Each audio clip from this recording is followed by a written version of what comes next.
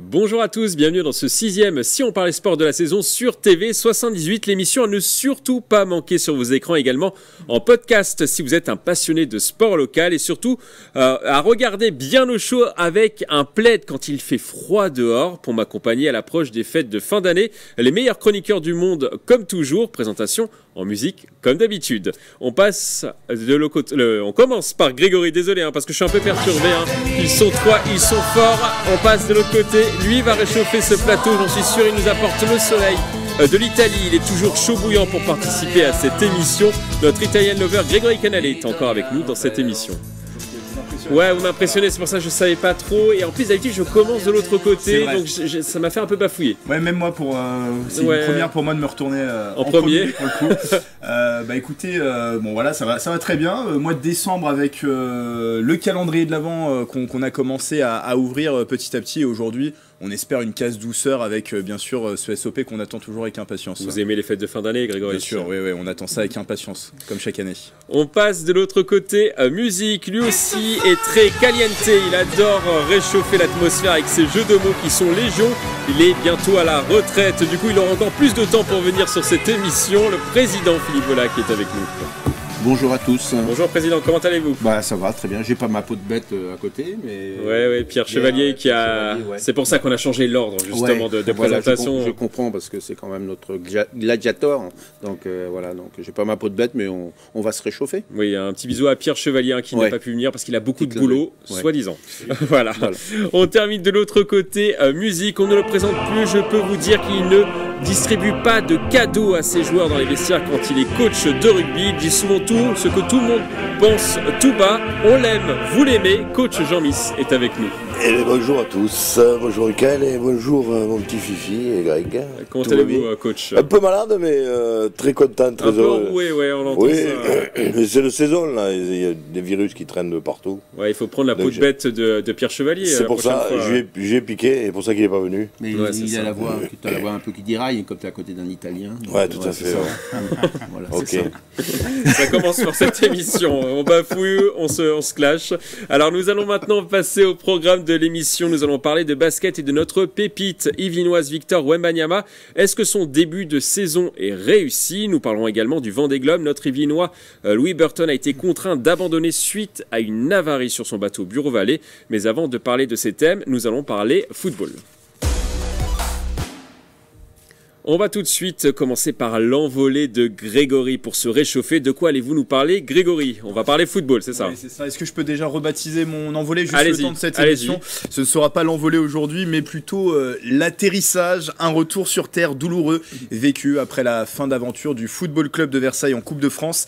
L'équipe de la Cité Royale a été éliminée le 30 novembre dernier au 8e tour de la compétition. Une défaite 2-1 contre l'Union Saint-Jean, pensionnaire de Régional 1. 3 divisions séparées donc les Hauts-Garonnais des Yvelinois qui évoluent en national. On aurait pu se dire que ça allait passer pour Versailles, je l'ai pensé très sincèrement, mais le FCV a complètement raté son entame de match, mené au bout de 3 minutes, ayant même 2 buts de retard dès la demi-heure de jeu. Le charme de la Coupe de France est venu se rappeler à nous, David qui fait tomber Goliath. Les Versaillais qui nous avaient émerveillés début 2022 avec ce statut de petit pousset, justement eux aussi l'avaient eu jusqu'en demi-finale. Là c'est à l'Union Saint-Jean de continuer de rêver avec au prochain tour une rencontre contre l'AS Monaco. Oui, car les clubs de Ligue 1 entrent en lice pour les 32e de finale, donc ça peut aussi renforcer notre frustration. On aurait pu avoir un choc face à un club de Ligue 1. Dommage, pas de rencontre de gala pour nous, mais un retour à la réalité, celui d'une situation compliquée, celui même, parce que c'est un retour à la réalité d'une situation compliquée en national et d'une mayonnaise qui a du mal à prendre avec le nouveau coach Jordan Gonzalez. J'espérais que la Coupe de France pouvait être une sorte de thérapie pour le FCV, un beau parcours pour pourquoi pas engranger de la confiance. C'était même le thème de ma dernière renvolée. Depuis, le club a perdu 2 fois. Mea culpa, le mal semble bien plus profond à Versailles. On a du mal aujourd'hui. Oui, on a un peu de mal, mais c'est parce qu'on patine, il fait froid. On patine un petit peu. Bravo en tout cas, Grégory, pour cette envolée. C'est un peu court mais efficace.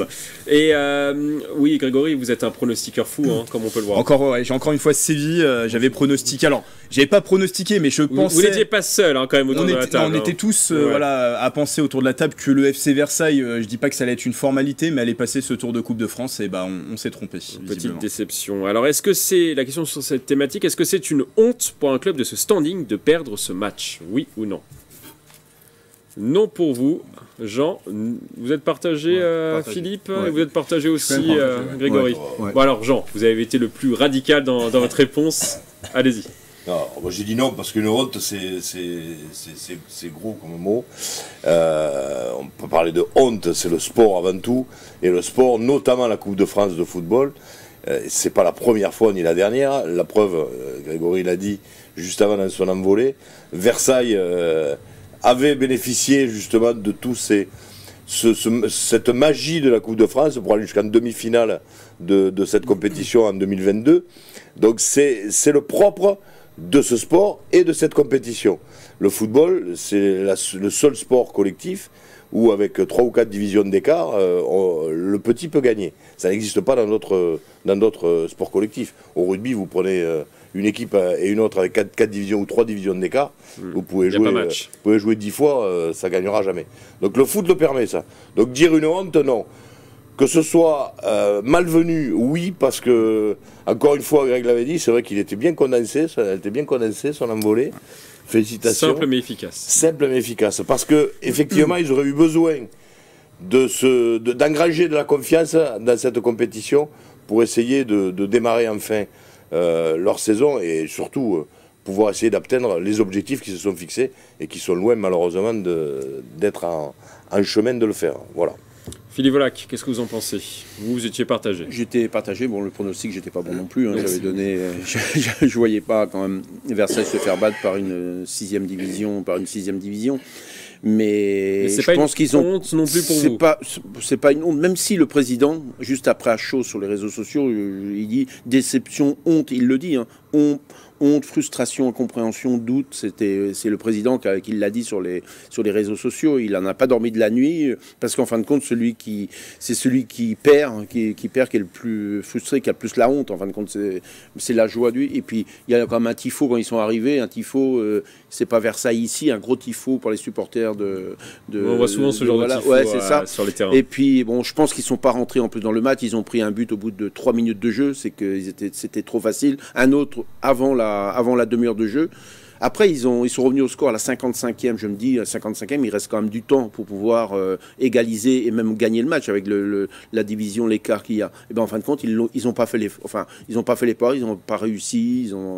Non, pour moi, c'est quand même une vraie déception. Hein, je veux dire. Après, quand tu tombes en plus contre une grosse équipe, tu peux faire, je veux dire, du chiffre et au niveau financier et tout, et surtout d'aller plus loin. Donc je suis très déçu. Est-ce qu'ils n'ont pas atteint peut-être un plafond de verre finalement, Grégory? C'est difficile à dire sur cette Coupe de France. C'est vrai que c'est une compétition particulière. Après, il y a la Coupe de France, mais ça ne va pas non plus super bien en championnat. En fait, voilà, moi, mon souhait lors de ma dernière envolée, c'était de dire pourquoi pas faire un beau parcours en Coupe de France, aller titiller un club de Ligue 1. Là, il y aurait peut-être eu l'AS Monaco, c'est en tout cas l'Union Saint-Jean, c'est le tirage qu'a eu l'Union Saint-Jean sur ce tour des 32e de finale. C'est difficile de se positionner après ce 8e tour perdu par Versailles, parce que la Coupe de France, c'est aussi tout le charme de cette compétition fait qu'il peut y avoir, voilà, je le disais, des David qui font tomber des Goliaths. Maintenant, oui, on attendait un peu plus.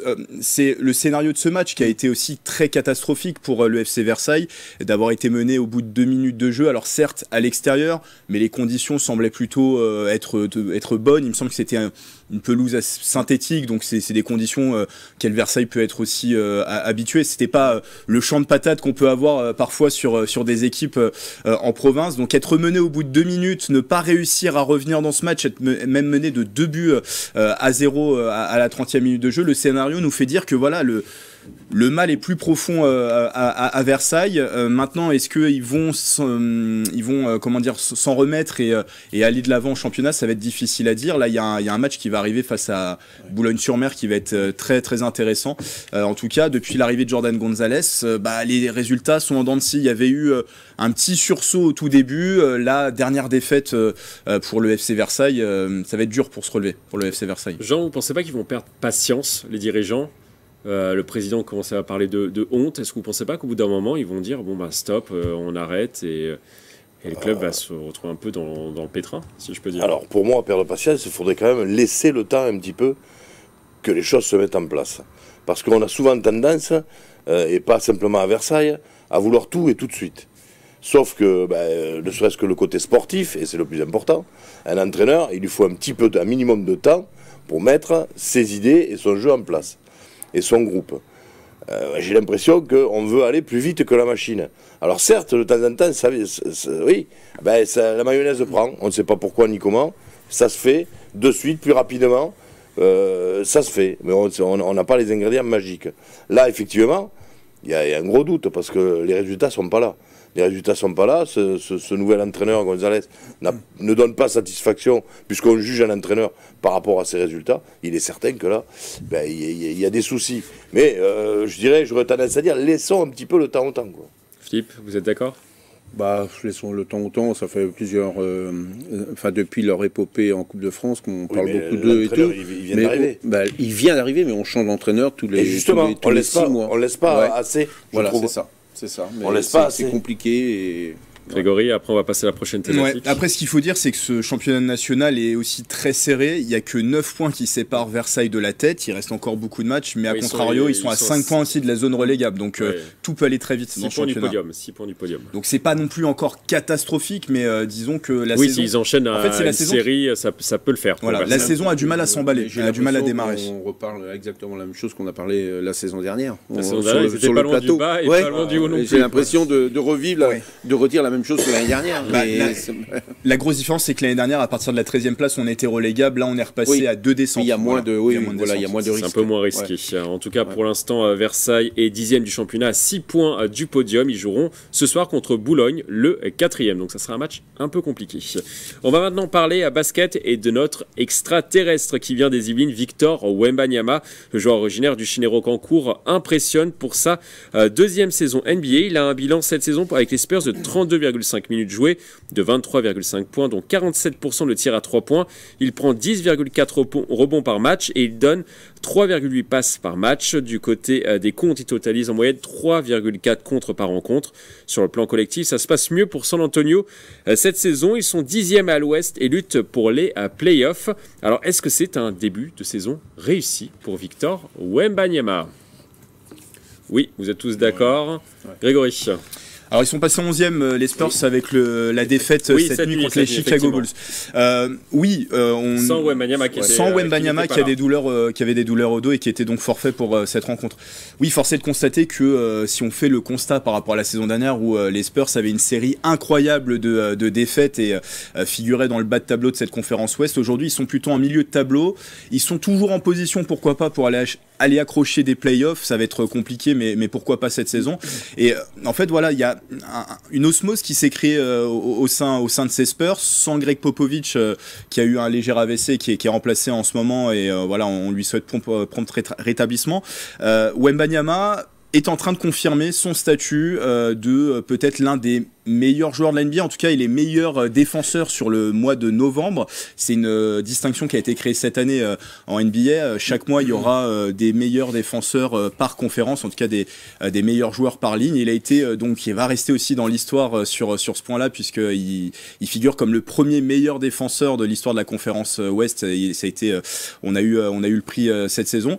Et aussi à l'intérieur d'un collectif des Spurs qui aussi est renforcé avec des jeunes qui commencent à monter, avec une mayonnaise qui commence à se créer, et Wembanyama en leader. L'année dernière, on était en droit de se questionner sur est-ce que dès sa première saison, on va sentir son impact dans les Spurs. Lui brillait individuellement, mais les Spurs avaient plus de mal à briller collectivement. Là, la mayonnaise commence à prendre. Wembanyama est leader de son équipe, et derrière les Spurs arrive à avoir des résultats. Et donc oui, une 10e place, 11e place même très précisément dans la conférence Ouest, c'est quand même un très bon début de saison des Spurs quand on fait le comparatif avec ce qui se passait la saison dernière. Philippe, qu'est-ce que vous en pensez? Il claque des records aussi, il a marqué 50 points contre Washington, il est le 4e plus jeune joueur de la NBA à réaliser cette performance. Contre les Kings, il a réalisé un nouvel exploit avec 34 points, 14 rebonds et 11 passes, le 13e triple-double de sa carrière. Il intègre un club ultra privé en compagnie de Vince Carter et James Harden, celui des joueurs avec au moins 30 unités, 10 rebonds, 10 passes, 5 tirs à 3 points et 3 contres en un seul match.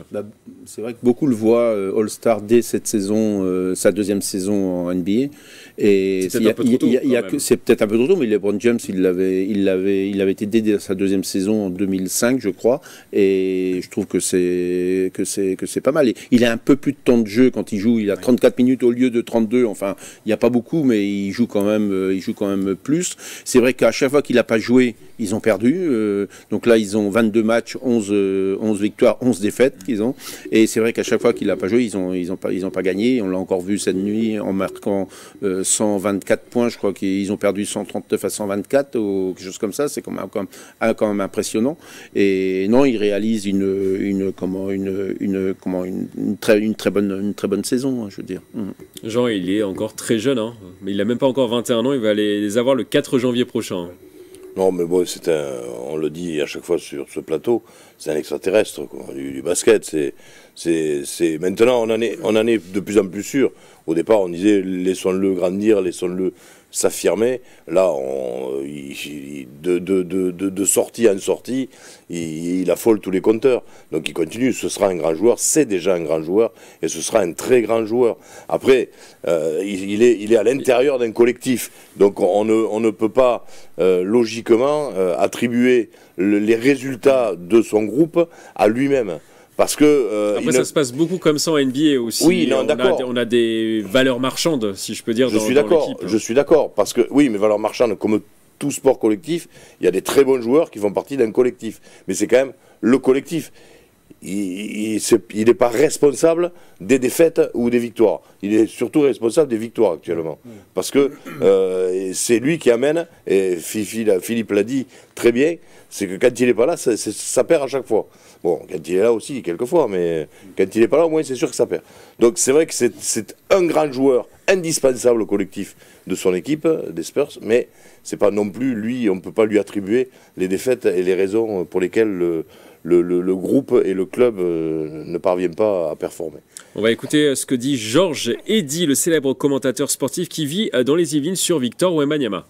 Victor Wembanyama, l'ancien joueur de Nanterre que j'ai suivi depuis qu'il a 15 ans, et j'ai joué avec son père dans le championnat ancien dans les Yvelines pendant 8 ans. Donc là, il va être un des meilleurs joueurs au monde pendant les 15 prochaines années. Il va prendre la suite de Tony Parker en équipe de France. On peut viser des titres dans chaque grande compétition. On était finaliste aux Jeux Olympiques grâce à Wembanyama, Gobert, Fournier et tous les autres. Philippe, qu'est-ce que vous en pensez? Il est enthousiaste, Georges Eddy. C'est un spécialiste quand même. C'est un spécialiste. Puis quand je regarde la NBA à la télé, lui, il est vraiment enthousiaste. Et il est très enthousiaste aussi sur Victor Wembanyama. Oui, c'est ça. Vous comprenez? C'est incroyable. Ouais. Et quand il est blessé, il y a peut-être juste un petit bémol peut-être sur Victor Wembanyama. Je pense que Grégory voulait peut-être en parler. C'est ses blessures. Il a quand même été laissé au repos contre les Chicago Bulls la nuit dernière. Il a raté aussi 3 rencontres mi-novembre aussi en raison d'une blessure à un genou. Est-ce que c'est peut-être juste là l'inquiétude sur Victor Wembanyama? Je ne sais pas si je dirais inquiétude. Effectivement, il y a des petits pépins pour le moment. Tant que ça reste des petits pépins et qu'on rate 1 voire 2 matchs, c'est pas grave.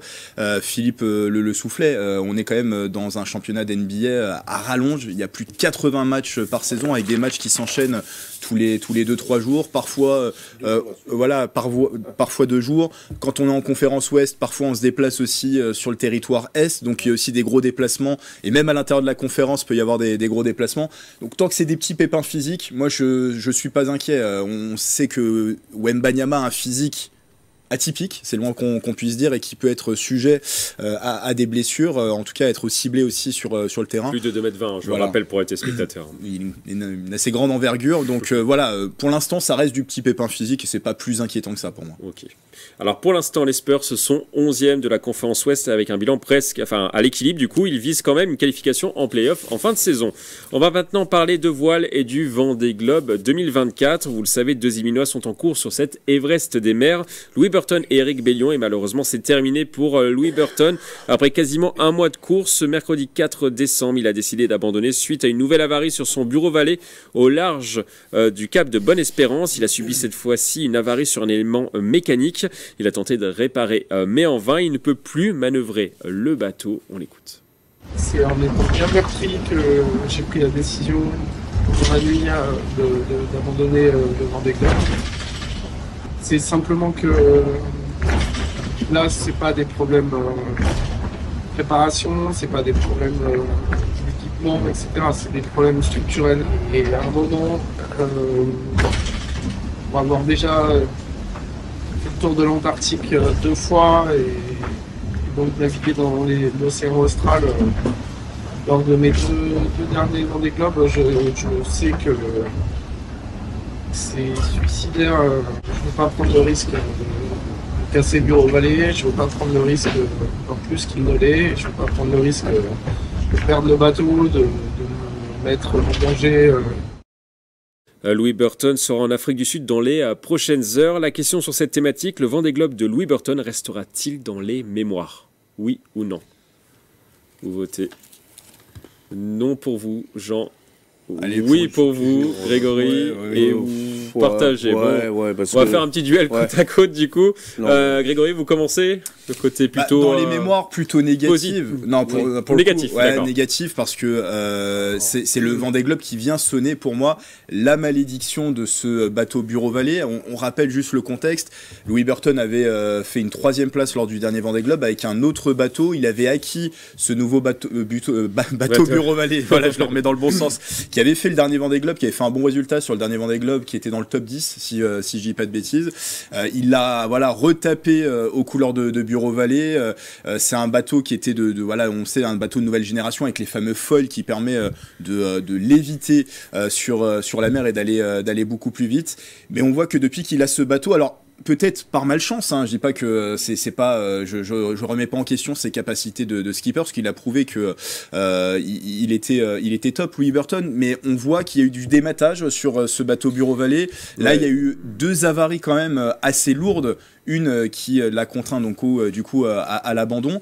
Donc pour moi, ça va rester le Vendée Globe de la malédiction. Le seul côté positif, je pense que ça va être dit aussi autour de cette table, c'est qu'on a vu qu'il avait une force de résilience, une combativité aussi qui était de prime abord, puisque il avait eu une première avarie sur ce Vendée Globe et il avait passé une nuit entière à réparer. On était assez impressionnés en plateau de ces réparations express qui avaient quand même qui avaient bien tenu. Donc non, moi je reste quand même sur un côté négatif. Il a marqué les consciences, mais pour moi, c'est plus sur le côté négatif. Il y a peut-être cette petite réparation express en tout début de Vendée Globe qui est le seul point positif, mais ça part quand même d'un point négatif à la base. Jean, qu'est-ce que vous en pensez du coup? Alors vous, non, ça restera pas dans les mémoires. Alors du coup, quand même, moi j'avais dit non, mais lui, il a dit oui. Mais il a un peu penché de votre côté. Finalement, ça. Il a eu peur, je crois. Il a changé les voiles pour aller de votre côté. Il a modifié la voilure. Il a changé le cap. Voilà, à bâbord.